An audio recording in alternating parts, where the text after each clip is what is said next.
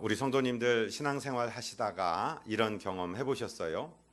정말 예배 드리고 싶은데 온 성도들하고 교회 가서 막 마음껏 찬양하고 춤추며 찬양하고 기도하고 또 하나님 말씀 듣고 싶은데 병원에 갇혀 있는 거예요. 그래서 의사 선생님이 외출증을 안 끊어줘요. 못 나가는 거예요. 또는 직장에서 어떤 일에 매여서 다 팀을 짜서 일하는데 너 혼자 무슨 예수 믿는다고 못 가. 그래갖고 교회를 못 가요. 군대 갔는데 상사가 나는 정말 예배 안 드리니 죽는 게 나을 딸 정도로 예배를 사모하고 있는데 못 간다. 그래서 못 가게 된 거. 혹은 뭐 그렇게 좋은 목적이 아니라 꼭 친구들하고 빠질 수가 없어서 어떤 여행을 갔는데 주일날이 되었는데 분명히 예배 드려야 될 시간인데 내가 예배를 드리지 못한다 할 때 마음의 번민과 괴로움과 고난이 혹시 있으셨을 줄도 몰라요.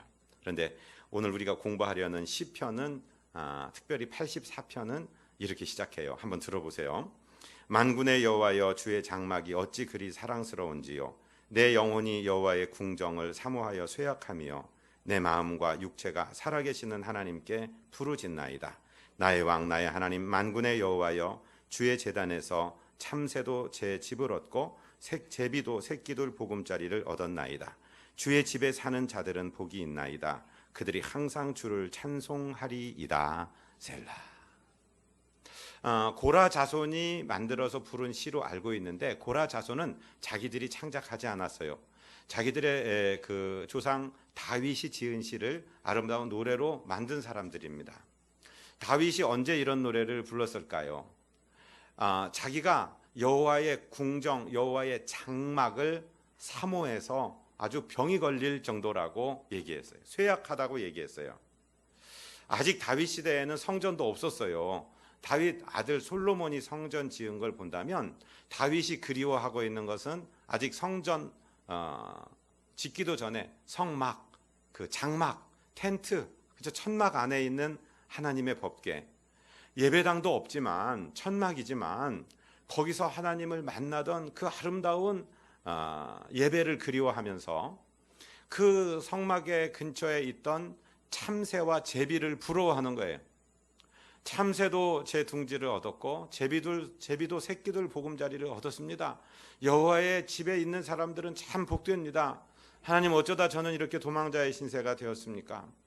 그러면서 자기의 장인이며 현재의 왕인 사울이 자기를 시기하고 질투해서 죽이려고 삼천 군사를 풀어서 그 작은 영토를 이잡듯이 뒤지고 있을 때 그는 아둘람 굴에 숨어서 이 노래를 불렀을 거라 그럽니다. 사랑하고 존경하는 성도 여러분, 우리가 신앙생활 하면서 예배를 반드시 드려야 되는데 예배를 사모하는데 어떤 상황 때문에 예배를 드리지 못할 때 겪는 그 갈등과 그 괴로움과 그 아픔을 너무나도 우리가 절실하게 느끼고 있지 않습니까?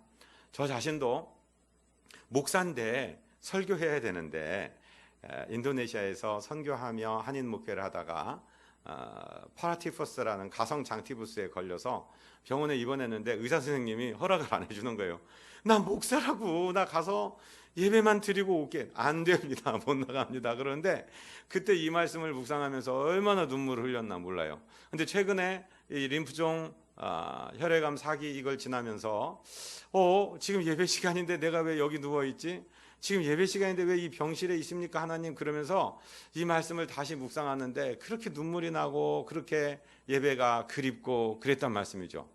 여러분, 우리가 예배할 수 있다는 거, 주님 전에 와서 기도하고 정말 내가 하나님을 찬송하고 하나님 말씀 들을 수 있다는 게 얼마나 특권인지 모릅니다. 하나님께 감사하시는 우리 모두가 되시기를 바랍니다. 그럼에도 불구하고 우리가 분명히 하나님의 자녀인데, 하나님의 사랑받는 자녀인데 우리가 눈물의 골짜기를 지나갈 때가 있고 정말 내가 이해할 수 없는 고난을 겪을 때가 있어요. 이 말씀은 특별히 우리 모두를 향한 말씀이지만 우리 청년 가운데 하나가 몸이 좀 많이 아팠어요. 병원 신세도 좀 졌어요. 정말 보기도 아깝고 아름다운 우리 자녀예요. 근데 이 친구가 엄마한테 얘기했다는 거예요. 엄마, 왜 목사님 같이 착한 사람이 암에 걸려? 엄마 나는 왜 이렇게 아픈 거야? 그래서 의인한테 왜 고난이 찾아오는지, 또 그 고난 속에 받아야 될 의미가 무엇인지를 오늘 우리가 한번 생각해 봤으면 좋겠습니다. 우리가 알고 있는 많은 성경의 의인들 중에, 사람들 중에 고난이 없었던 사람은 거의 없어요. 창세기를 보면은 하나님이 세상 만드시고 범죄하고 쫓겨나고 또 막 사람이 많아져서 죄를 짓게 되니까 노아 홍수로 싹 쓸어버리고, 노아의 8 식구만 건졌는데도 또 죄악이 관영해서 바벨탑을 쌓고 또 흩어지고 막 그런 역사 속에서 하나님이 아브라함을 부르시고, 아브라함을 부르신 다음에는 아브라함의 아들 이삭, 그의 아들 야곱, 그의 12아들과 또 11번째 특별히 요셉을 통해서 일어나는 이야기들이 창세기를 이루고 있는데, 그 족장이라고 부르는 아브라함과 그 아들 이삭, 그리고 그 아들 야곱, 그 아들 12 중에 요셉을 잘 이 네 분을 생각해 보면 그의 그 족장들의 기사에 대한 기록 분량이 이 아브라함의 아들 100세에 얻은 이삭이라는 사람이 제일 짧아요. 왜 그러냐 했더니 정말 이 이삭은 예수님의 예표예요. 정말 완전한 순종을 한 사람인데, 이삭이 한 20살쯤 되었을 때 아버지가 모리아 산이라는 곳에 가서 얘기하시는 거예요. 얘야, 하나님이 너를 번제로 바치라고 그랬어. 번제가 뭐예요? 그 제물을 찔러서 죽여서 피를 흘리고 가죽을 벗기고 토막을 쳐서 불에 태워 온전히 드리는 게 번제예요. 우리 같으면 어떨까요? 아버지 드디어 한 120살 잡수시더니 치매가 오셨구만요. 살 만큼 사신 아버지가 가야지 왜 팔팔한 내가 갑니까? 역할 분담합시다. 역할 교대합시다. 이렇게 할 것 같은데, 이삭은 아버지, 나는 아버지를 통해 들려주시는 하나님의 말씀, 그 하나님이 신실하신 분인 줄 믿습니다. 분명히 저를 통해서 천하 만민이 구원을 얻는다고 하셨는데 하나님이 저를 태워서 재로 만드시더라도 다시 살리실 줄을 믿습니다. 아버지 그대로 하십시오. 그 한 번의 순종으로 이삭은 완전한 하나님의 인정을 받아요. 그래서 그 뒤로는 별 시련이 없어요. 무슨 실수하고 이런 것도 있지만, 그래서 이삭에 대한 기록 분량은 매우 짧습니다. 그러나 그의 아버지 아브라함이나 이삭의 아들 야곱 또는 요셉에 대한 이야기는 분량이 굉장히 많고 우리가 은혜 받을 것도 굉장히 많죠. 그게 무슨 얘기냐? 의인인데 아브라함이나 이스라엘, 즉 야곱이나 요셉에게는 시련이 많았어요. 고난이 많았어요. 그리고 그 고난에서 실수도 하고 넘어지기도 하지만 그 고난을 뚫고 나온 이야기가 우리에게 은혜가 되는 거고, 하나님께서 그들의 인생을 사용하신다는 것을 우리가 발견할 수 있습니다. 자, 이렇게 고난 중에 기록한 다윗의 시가 오늘 본문에 기록되어 있는데, 특별히 오늘은 5, 6, 7절 세 구절을 통해서 은혜를 나누기를 원합니다. 자, 5절 말씀을 우리 다시 한번 읽겠습니다. 아멘. 주께 힘을 얻고 그 마음에 시온의 대로가 있는 자는 복이 있나이다. 자, 이미 이 사람은 구원받은 백성입니다. 마음에 시온의 대로가 있습니다. 시온의 대로라는 것은 예루살렘에 있는 넓은 길을 말하지만 영적인 의미로는 하늘나라에 가는 넓은 길을 말해요. 이미 하늘나라 하나님 앞에 그 아름다운 상급을 받는 그 보좌의 심판대 앞에 가는 대로가 열려 있는데도 불구하고 주께 힘을 얻어야 사는 사람이에요. 여러분, 우리가 살고 있는 이 세상은 아직 천국이 아닙니다. 아직 땀 흘려서 일할 농토이고 막 힘을 다해 달려갈 경주장이고 피를 흘리며 싸워야 될 전쟁터입니다. 그렇기 때문에 하나님으로부터 힘을 공급받아야 돼요. 하나님께 힘을 얻어야 돼요. 나는 하나님 나 그런 거 필요 없어요. 하나님 도움 필요 없어. 나 내 돈 어느 정도 있어. 나 건강 어느 정도 되고 세상 사람들 인맥 어느 정도 돼. 이렇게 말씀하시는 분이 계시다면 매우 교만한 이야기입니다. 우리는 한순간도 하나님이 도와주시지 아니하고 하나님이 힘을 주시지 아니하면 살 수 없는 존재들임을 고백하시기를 주의 이름으로 축복드립니다. 하나님께 힘을 얻어야 산다고요. 어저께 태풍 링링이 우리나라 한반도를 핥히고 지나갔습니다. 그런데 과실을 한번 보세요. 저는 더운 나라에 좀 살다 왔는데 여기저기 다니면서 과일을 먹으면 이 열대 과일들은요 특징이 있는데, 두리안이든지 망고든지 뭐 어떤 과일들이 그 과육은 굉장히 달아요. 그런데 껍질이 엄청 두껍고 씨가 또 엄청 큽니다. 그러니까 먹고 나면 쓰레기만 잔뜩 나와요. 근데 우리나라 이 추석절에 먹는 사과나 배를 보세요.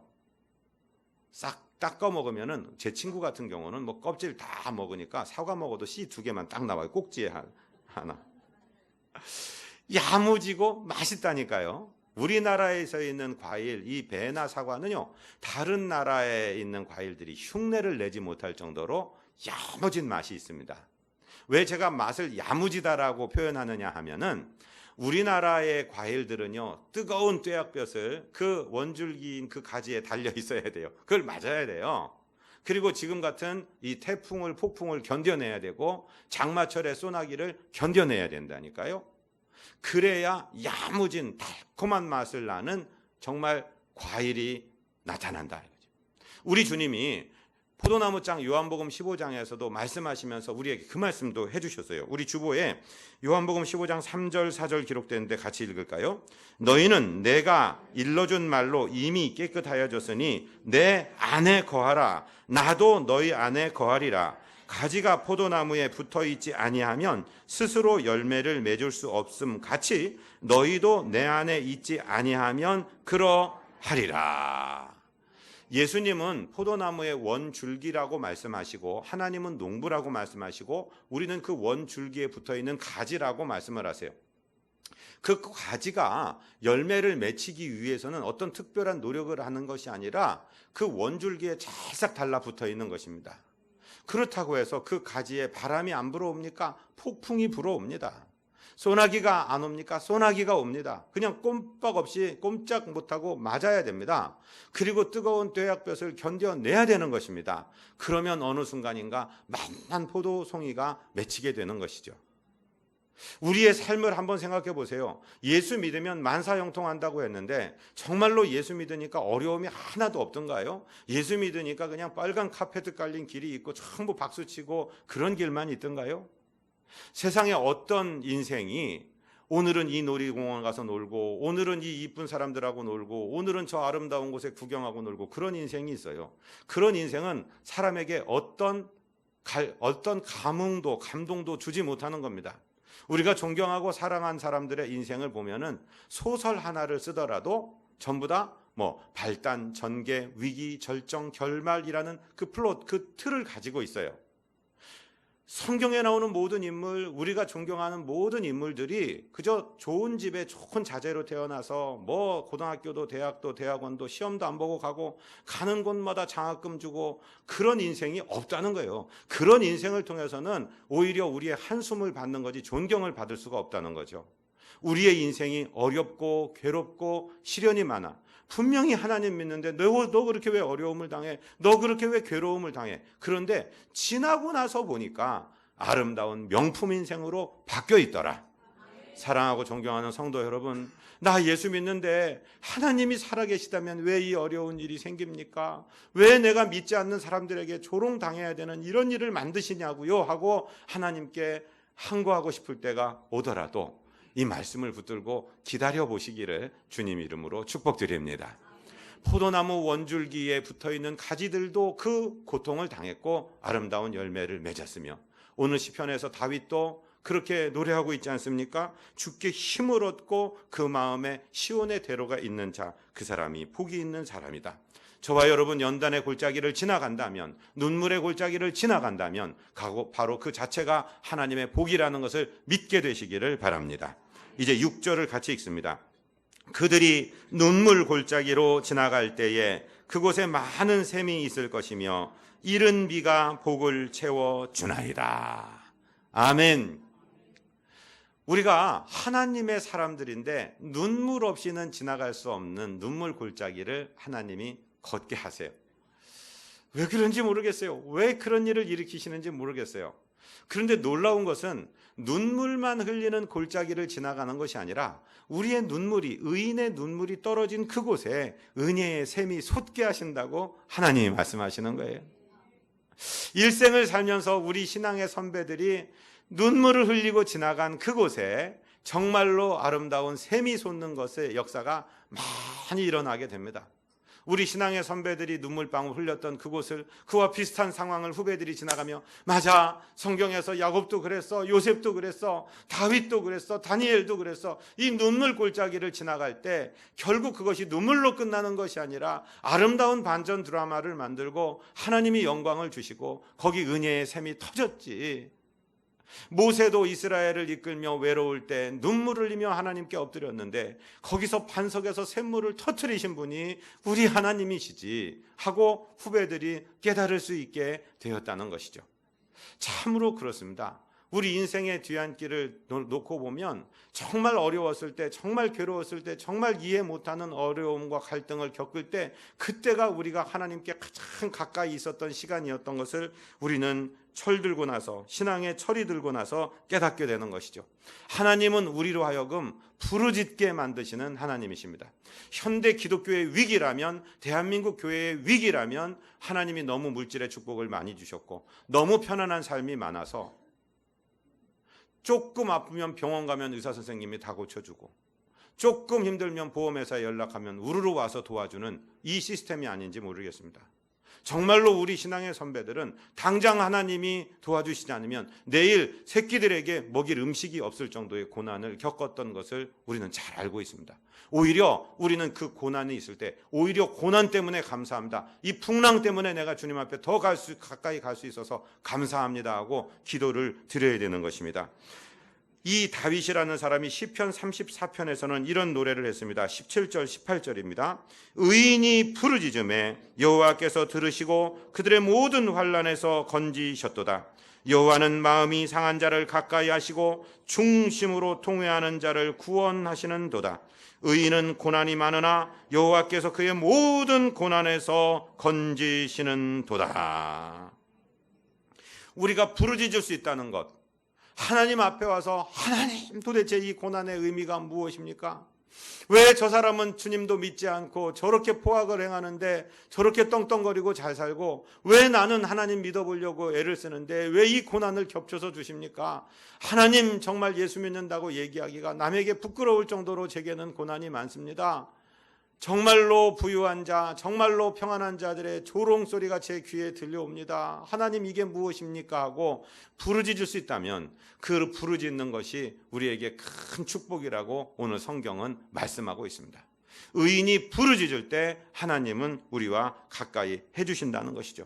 의인은 고난이 많은데 그 모든 고난에서 건지신다라고 말씀하고 계십니다. 어떤 고난은 건지시고 어떤 고난은 못 건지신다가 아니라 모든 고난에서 건지신다. 할렐루야! 하나님이 약속하신 거예요. 이건 약속하시는 것을 지금 이 고난 속에서 우리는 뚫고 지나간다는 것이죠. 우리가 잘 알고 있는 다윗의 시 시편 40편을 보십시오. 1절 2절입니다. 내가 여호와를 기다리고 기다렸더니 귀를 기울이사 나의 부르짖음을 들으셨도다. 나를 기가 막힐 웅덩이와 수렁에서 끌어올리시고 내 발을 반석 위에 두사 내 걸음을 견고하게 하셨도다. 아멘. 히브리인들이 반복해서 쓰는 말은 강조하는 말입니다. 그냥 오늘 한번 기도해서 내일 응답 주실 줄 알았는데 기다리고 기다렸다. 주님께서 귀를 기울이사 내 부르짖음을 들으실 때까지 기다렸다. 그러니까 즉 한 번 기도해놓고 기다렸다는 것이 아니라 부르짖으면서 응답하실 때까지 기도하고 기도했다 이 말입니다. 그랬더니 결국 하나님께서 내 기도를 들으셨다라고 오늘 주님은 말씀하고 계십니다. 이런 일들이 왜 일어날까요? 우리 한번 생각해 보세요. 왜 하나님이 좋으신 하나님이신데 우리가 구하기 전에 우리에게 있어야 될 것을 아시는 하나님이신데 우리는 우리 눈에서 가장 가까운 속눈썹이 몇 개인지도 세지 못하지만 우리 머리카락이 몇 개인지를 세고 계신다고 말씀하시는 하나님이신데 왜 내가 구하기 전에 응답하겠다고 하신 하나님께서 금방 좀 응답 좀 주시면 안 되지? 왜 오늘 기도하면 자동 판매기에서 밀크커피 탁 누르면 밀크커피가 탁 나오는 식으로 좀 주면 안 되지? 근데 왜 하나님은 안 주실까요? 저와 여러분은 하나님 자신보다 하나님 손에 있는 응답이라는 선물 보따리를 좋아합니다. 하나님 우리 자식 이번에 대학 꼭 가야 돼요. 하나님 우리 아들 이번에 취직 원서 냈어요.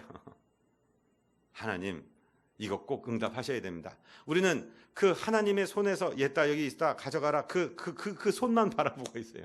근데 하나님은요 뭘 바라보시냐면 그 응답은 하나님께는 일도 아니에요. 하나님은 우리 한 사람 한 사람을 원하고 계세요. 오늘 응답하실 수 있는 것을 하루하루 미루시는 이유가 무엇인지 아십니까? 자꾸 만나고 싶은 거예요. 하나님 우리한테 너무 많이 속으셨어요. 응답해줬더니 하나님 이번 일만 응답받으면 뭐 간슬게 다 내놓겠습니다 한 것 같았는데 점점점 일이 바빠서요. 하나님 죄송해요 죄송해요 죄송해요 하면서 결국 세상으로 갔던 것을 너무나 많이 알고 있기 때문에. 제 아버지는 하늘나라에 계시지만 한국에 귀국했을 때 제가 3대 독자인데 당신이 눈으로 그 손녀 딸하고 4대 독자 아들하고 그놈 남동생하고를 보잖아요. 너무 예뻐하시는 거예요. 치매가 오셨는데도 너무 예뻐하시는 거예요. 근데 이놈들이 할아버지한테 좀 가야 될 거 아닙니까? 그래서 제가 그랬어요. 그놈들 좋아하는 젤리니 사탕이니 잔뜩 사갖고 안방에 넣어드리면서 아버지 저놈들 한 놈 들어오면 한 번 들어올 때 하나만 줘요. 하나만. 어? 잔뜩 주면은 그 과자 갖고 안 온다고.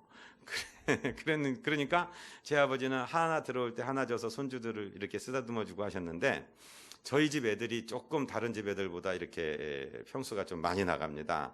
왜 그런가 했더니 저희 장인어른은 그때 이제 현역을 마치시고 아파트 경비원을 하고 계셨는데 뭐 월급 얼마나 받으세요? 근데 저희 애들이 가면은 그냥 과자를 한 보따리씩 사오는 거예요. 그러면서 막 그냥 엄마 옆에 저 엄마 안 보는 데 가갖고 막 커스타드라는 과자가 있습니다.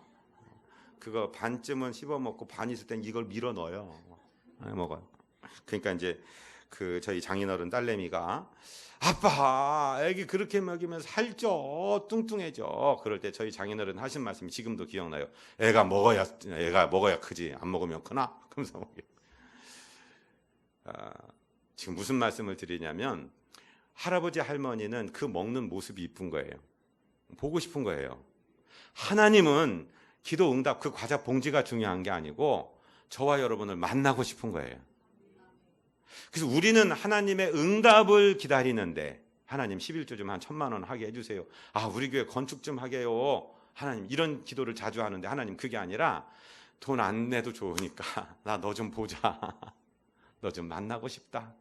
기도해서 이렇게 좀 나 좀 만나자꾸나. 그래서 하나님께서 우리로 하여금 기다리고 또 기도하려고 또 기도하도록 만드신다는 것입니다. 할렐루야. 여러분 부르짖을 수 있는 것이 감사의 조건입니다. 축복이고 행복입니다. 많은 분들이 얘기해요. 요즘 세상이 얼마나 복잡해요. 목사님 잠도 못 자겠어요.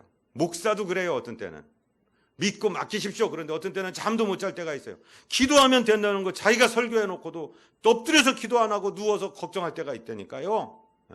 그러면 하나님께서 말씀하시기를 우리가 부르짖지 않고는 견딜 수 없는 사람을 만들어주시는 거예요. 자꾸 와라. 나는 네 기도 소리가 좋아. 나는 네가 이 어려움 속에서 기도지만 나와 사귀는 게 좋아. 나를 찬양하는 게 좋고 네가 기도할 때 내겐 하나님밖에 없어요. 정말 주 없이 주밖에 누가 나를 도울 수가 있습니까? 주 없이 살 수가 없습니다. 고백하는 그 고백을 내가 기뻐한다. 눈물 골짜기 더듬이면서 나의 갈 길을 가고 있습니다. 주님 내게 힘을 주세요. 그 기도를 내가 기뻐한다. 하나님 말씀하시고 계십니다. 오늘 본문 지금 우리가 읽은 6절에도 눈물 골짜기를 지나갈 때 많은 샘이 있을 것이며 이른 비가 복을 채워주나이다. 우리가 눈물 흘리지 않고는 지나갈 수 없는 골짜기를 걷게 하시는 것, 하나님의 목적이 있다는 것을 알게 되시기를 주님 이름으로 축복드립니다. 7절입니다. 그들은 힘을 얻고 더 얻어 나아가 시온에서 하나님 앞에 각기 나타나리이다. 사랑하고 존경하는 성도 여러분, 고난의 길을 걸어가지만 우리가 하나님께서 우리에게 힘을 주시는데요. 또 더 큰 힘을 주시고 더 큰 힘을 주시고. 처음에는 아이들이 걸어가다가 이런 종이 쪽지나 무슨 물 흘려 있는 것만 밟아도 찍 하고 넘어져요. 근데 넘어지고 다시 힘을 얻고 또 일어나고 넘어지고 일어나고 힘을 얻다 보면은 나중에는 막 담장을 뛰어넘는 용사가 돼버리고 청년이 되지 않습니까? 마찬가지입니다. 기도도 그렇습니다. 오늘 다윗도 자기가 그 고난의 골짜기를 지나가면서 알고 있습니다. 주께 힘을 얻고 더 얻을 줄로 믿습니다. 내가 시온에서 하나님 앞에 각기 나타날 줄로 믿습니다. 사랑하고 존경하는 성도 여러분, God has no grandson이라는 유명한 흑인 목사님의 설교가 있어요. 무슨 말이냐면 하나님은 손주가 없다. 하나님은 손주가 없다. 무슨 말이에요? 우리 아버지 어머니가 기도를 엄청 하고 교회를 몇 개 지어드린 사람이니까 나는 그 집 자식으로 태어났으니까 자동적으로 복받을 거야. 아닙니다. 할아버지가 하나님을 아버지라고 부르는데 그 아들은 하나님 할아버지 그래야 될 거 아닙니까? 논리적으로는. 아니에요. 하나님 아버지 그렇게 불러요. 어떤 때 참 재밌었던 것이 제 아버지하고 저하고 제 아들놈하고 셋이 기도를 한 적이 있는데 셋이 다 아버지 그러는 거예요. 할아버지도 하나님을 아버지라고 그러고 아들도 하나님을 아버지라고 그러고 손주도 하나님을 아버지라고 그러고 그거 보니까 하나님이 손주가 없구나. 맞는 말이구나. 여러분, 하나님은 개인적으로 만나야 돼요. 우리 마누라가 아무리 기도를 많이 한다고 해서 그 마누라 치맛자락 붙잡고 하늘나라 가는 건 없습니다. 우리 남편이 나를 위해 기도 많이 하니까 나는 묻어가면 된다. 아니에요. 내가 만나야 돼요. 시온에서 하나님 앞에 각기 나타나야 되는 거예요. 할렐루야. 사랑하는 우리 자녀들이요, 잘 들으십시오. 여러분들이 기도하는 부모를 두었다는 것은 정말로 그런 부모 밑에 태어났다는 건 축복 중에 축복입니다. 많은 여러분의 하나님은 여러분이 직접 만나야 됩니다. 아멘. 나중에 깨닫고 나면 부모님이 나를 위해 기도해 주셨구나, 그래서 내가 하나님을 만났구나 하고 감사할 수 있게 될 거예요. 그런데 그럼에도 불구하고 하나님과 나와의 관계는 직접 만나야 되는 관계예요. 지난 한 달여 정도에 대한민국의 무슨 법무부 장관 후보라는 사람 때문에 얼마나 많은 고난을 겪었나 몰라요. 그도 그렇고 그의 자녀도 그렇고 전부 부모들이 스펙을 만들어주고 성경에 그런 사람이 나와요. 솔로몬이라는 사람이에요. 부모를 너무 좋은 아버지를 만났어요. 그 아버지가 성전 준비 다 시켜줬어요. 그래서 초장에는 시작할 때는 정말 하나님 잘 섬겼어요. 그런데 그에게는 연단이 없었어요. 그에게는 거친 눈물 골짜기가 없었다니까요.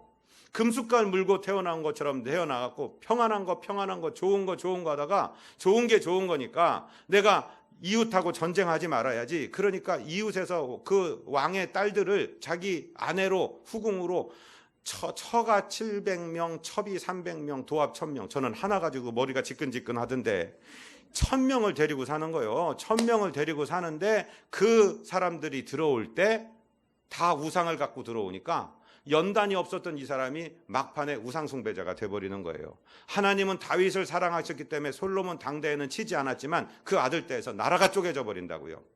사랑하고 존경하는 우리 자녀들이시여, 우리 청년들이시여, 여러분 어린 나이에 고난이 왔다, 고통이 왔다, 절대로 슬퍼할 일이 아니라 오히려 감사할 일입니다.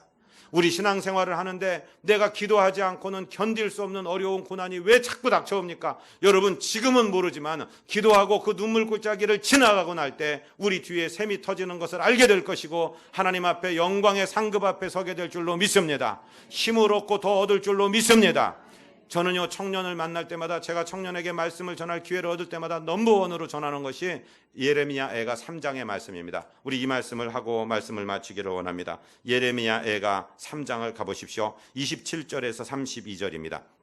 사람은 젊었을 때에 멍에를 매는 것이 좋으니 혼자 앉아 잠잠할 것은 주께서 그것을 그에게 메우셨습니다. 그대의 입을 땅에 티끌에 댈지어다. 혹시 소망이 있을지로다. 자기를 치는 자에게 뺨을 돌려대며 치욕으로 배불릴지어다. 이는 주께서 영원하도록 버리지 아니하실 것임이며 그가 비록 근심하게 하시나 그의 풍부한 인자하심에 따라 긍휼히 여기실 것임이라. 주께서 인생으로 고생하게 하시며 근심하게 하심은 본심이 아니시로다. 아멘. 저를 한 번만 따라해 보세요. 풋고추로는 고추장을 담을 수가 없다. 풋고추로 담은 고추장 있으면 한번 갖고 와봐요. 풋고추는 그냥 고추장 찍어서 먹으면 돼. 된장 찍어서 먹으면 돼. 고추장을 담기 위해서는 고추가 빨갛게 익어야 돼요. 태양초를 만들기 위해서는 떼약볕에서 말라야 돼요. 갈아져야 돼요. 그래야 고추장 만들 수 있어요.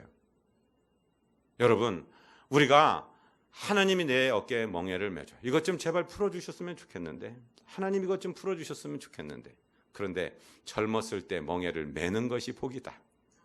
가만히 앉아서 잠잠해라. 네 입술을 티끌에 대라. 땅바닥에 납작 엎드려라. 그냥 무릎 꿇는 정도가 아니라 입이 티끌에 닿을 정도로 엎드려라. 납작 엎드려라. 사람이 너를 향해 손가락질하고 네 뺨을 치고 네 얼굴에 침을 뱉을 때 수욕으로 배를 불려라. 하나님은 사랑하는 자녀들을 고난의 골짜기로 통과하게 하십니다. 그런데 그렇게 고생시키는 것이 하나님의 본심이 아니다. 우리를 고생시키려고 하시는 것이 아니다. 우리를 연단시키는 것이다. 주께 힘을 얻고 더더 그 연단을 통해서 더 강해져서 더 강건한 사람들을 만들고. 왜 한국 사람들이, 다른 곳은 모르겠어요. 저는 선교 분야는 좀 알아요. 왜 다른 나라보다 한국 선교사 좋아하는지를 알아요. 잘 먹고 잘 살고 날 때부터 잘 살았던 사람들은 선교 잘 못해요. 배를 골아본 사람이 배고픈 사람을 알고, 정말 공부하고 싶었는데 노트 살 돈이 없고 연필 살 돈이 없었던 사람이 그것의 소중함을 알고 고생을 해보고 영광을 알아본 선교사들이 가면 그 사람들이 말하지 않아도 그 사람들의 마음속에 무엇이 있는지를 알 수가 있다고요. 지나고 보면 하나님이 이렇게 쓰시려고 그렇게 고생을 시키셨구나 하고 깨닫게 된다는 말씀입니다. 사랑하고 존경하는 성도님들이여, 우리 사랑하는 자녀들이시여, 왜 우리 아빠가 돈이 있는데 나를 도와주지 않지? 왜 이렇게 나를 거친 곳에 그냥 내버려두고 방치해두고 너 나라가 살아라 그러고 왜 이렇게 스파르타식으로 기르지? 부모님이 여러분들을 사랑하지 않아서가 아니라는 사실입니다. 여러분이 하나님을 만나야 되고, 여러분이 그 눈물 골짜기를 지나가면서 성숙한 사람이 되고 하나님께 힘을 얻고 더 얻는 능력자들이 되고, 그래서 남들에게 갑질하지 아니하고 겸손한 마음으로 섬길 수 있고 하나님의 통로가 되고 하나님의 위대한 종들이 되도록 만드시려는 그 부모님의 의도가 있다는 사실을 아시고, 나중에 시온에서 하나님 앞에 각기 나타날 멋진 지도자로 만들어 가시는 하나님의 뜻이 계신 것을 아시고 하나님 앞에 영광 돌리시는 승리자들 되시기를 주님 이름으로 축복드립니다.